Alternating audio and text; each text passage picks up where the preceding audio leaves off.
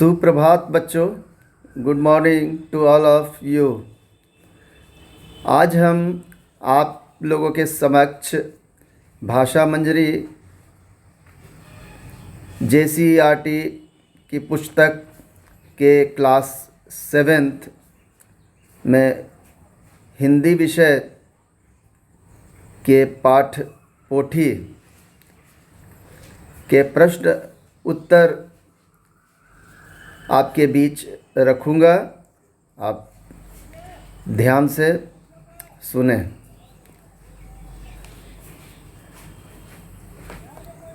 इसके एक में इस पाठ के लेखक कहानीकार हमारे स्थानीय झारखंड राज्य के खूंटी ज़िला निवासी श्री वाल्टर भेंगरा उर्फ तरुण जी हैं।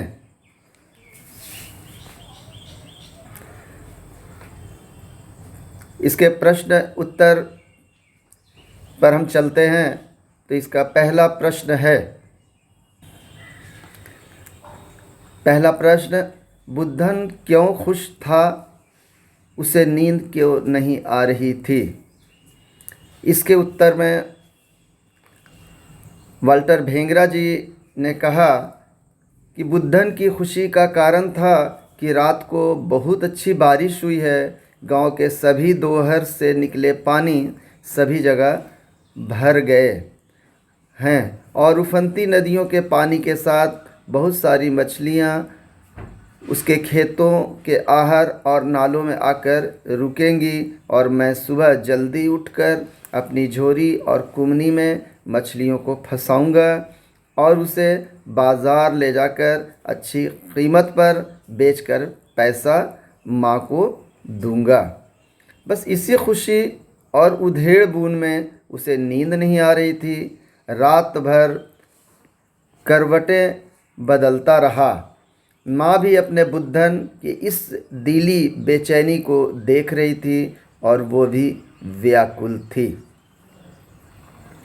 दूसरा प्रश्न, बुद्धन का आदर्श उसका बड़ा भाई क्यों था?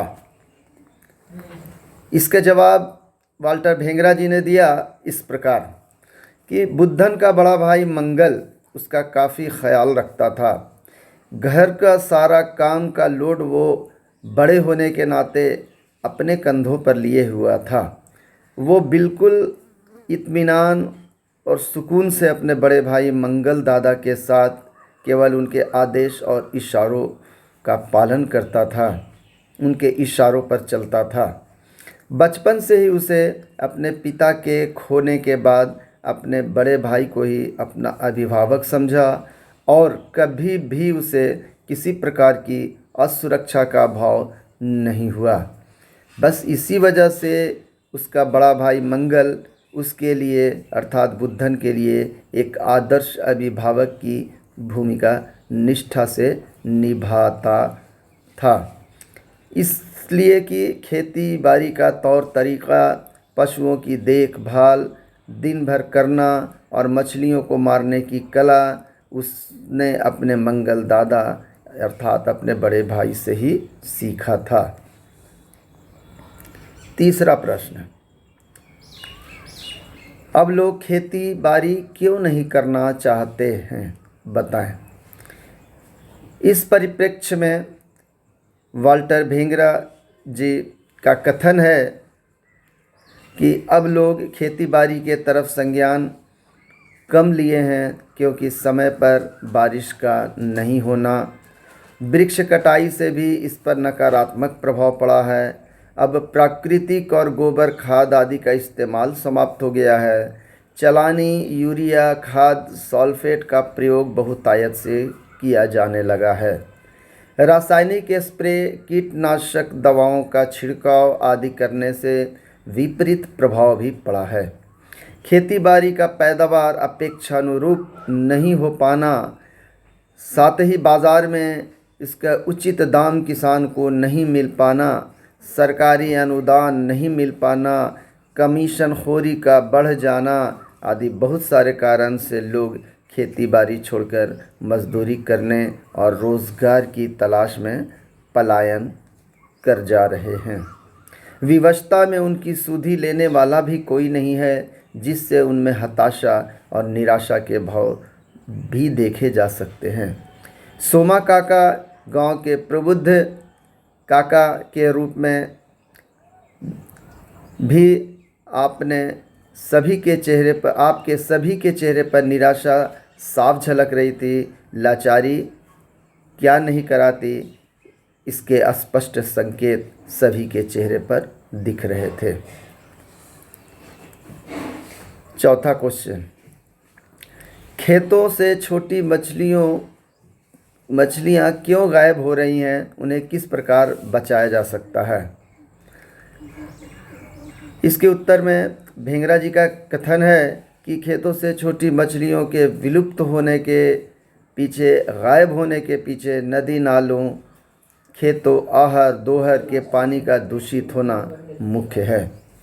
छोटी मछलियों में बुद्धू मछली को रासायनिक दवाओं को तो बिल्कुल बर्दाश्त करने की क्षमता नहीं है। गेतू और गरई भी इसे सहन नहीं कर पाती हैं। पोठी मछलियां भी इन कीटनाशक दवाओं के चलते इनमें भी भारी कमी आई है। बारिश भी मछलियों के लुप्त होने की वजह बनी है, अर्थात कम बारिश भी मछलियों के लुप्त होने की वजह बनी है। इस तरह इसके व्यवसाय पर भी नकारात्मक प्रभाव पड़ा है। इसे बचाना एक चुनौती है। उसके लिए ज़रूरी है कि वृक्षों को बेवजह कटने से रोकना होगा। साथ ही कीटनाशक दवाओं का बहुतायत से प्रयोग भी नहीं करना होगा।